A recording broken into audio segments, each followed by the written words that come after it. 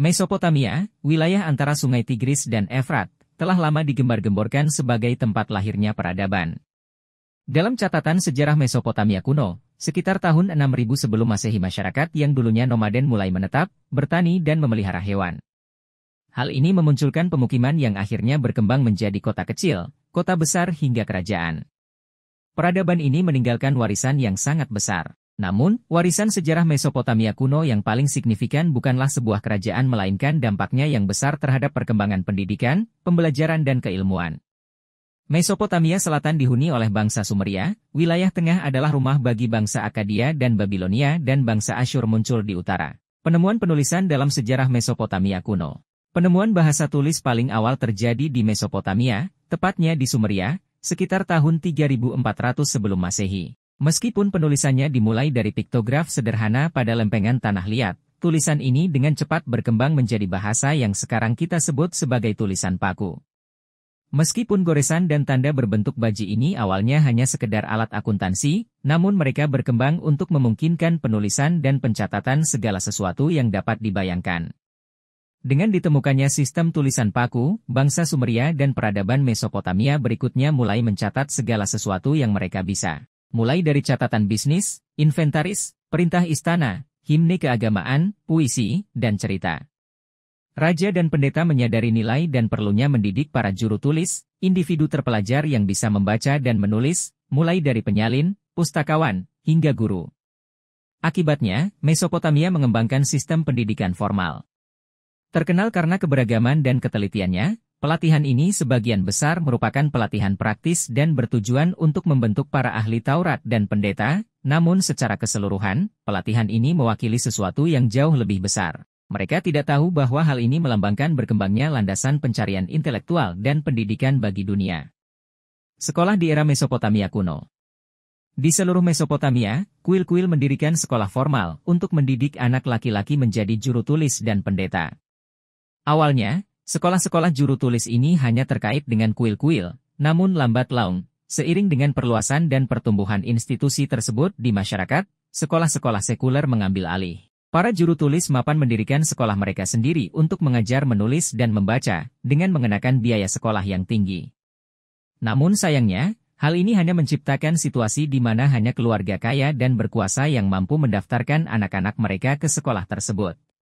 Dalam catatan sejarah Mesopotamia kuno, anak laki-laki biasanya mulai bersekolah pada usia sekitar 7 atau 8 tahun dan bergabung dengan pejabat pemerintah, pendeta, dan pedagang kaya untuk bersekolah hampir setiap hari. Pendidikan, bagi sebagian besar orang, hanya tersedia bagi anak laki-laki di seluruh Mesopotamia kuno. Hal ini mungkin tampak miris jika dibandingkan di zaman modern. Meskipun sangat jarang, anak perempuan belajar membaca dan menulis serta bersekolah, meskipun hanya jika mereka adalah putri raja atau dilatih sebagai pendeta. Para guru adalah orang-orang yang sangat disiplin, sebagian besar adalah mantan juru tulis atau pendeta, yang menghukum anak-anak jika melakukan kesalahan. Pendidikan dirancang agar bersifat praktis, ditujukan untuk melatih para ahli Taurat dan pendeta. Hal ini mencakup dasar membaca, menulis, dan agama, tetapi melanjutkan ke pendidikan tinggi di bidang hukum, kedokteran dan astrologi. Perpustakaan di kuil-kuil adalah pusat aktivitas dan pelatihan intelektual, diawasi oleh para pendeta berpengaruh. Pendidikan pendeta bersifat menyeluruh dan dominan di seluruh kebudayaan Mesopotamia dan akan tumbuh memberikan pengaruh yang kuat pada kelas penguasa dan otoritas pada saat itu. Pendidikan berlaku untuk kaum elit. Pendidikan Mesopotamia kuno sebagian besar berfokus pada literasi, kemampuan membaca dan menulis, dengan tulisan paku merupakan keterampilan yang sangat menantang untuk dikuasai siswa. Juru tulis dilatih selama sekitar 12 tahun. Namun, hanya sedikit orang Sumeria yang melek huruf karena rumitnya tulisan paku. Seperti disebutkan sebelumnya, guru bisa menjadi pendisiplin yang keras dalam pengajarannya. Sebaliknya, mereka menghukum kesalahan dan ketidaktaatan dengan cambuk, sehingga menimbulkan harapan akan kepatuhan dan kerja keras dari siswanya. Siswa belajar banyak mata pelajaran selain membaca dan menulis, seperti matematika, sejarah, geografi, zoologi, botani, astronomi, teknik, kedokteran, dan arsitektur. Meskipun pendidikan hanya tersedia bagi kalangan elit dan kaya, siswa masih harus bekerja cukup keras untuk mempelajari keterampilan juru tulis. Latihan terus-menerus, pengulangan lisan, membaca berbagai teks, dan model menyalin adalah metode belajar mengajar yang utama. Penyalinan skrip yang tepat adalah yang paling berat dan menjadi ujian keunggulan dalam pembelajaran. Pada akhirnya, lulusannya bisa menjadi pendeta dengan lebih banyak pelatihan atau bekerja sebagai juru tulis untuk militer, istana, kuil, atau bisnis. Lulus sistem pendidikan. Setelah menerima pendidikan di Mesopotamia kuno, siswa dapat mengejar berbagai profesi dan peran penting untuk berfungsinya masyarakat.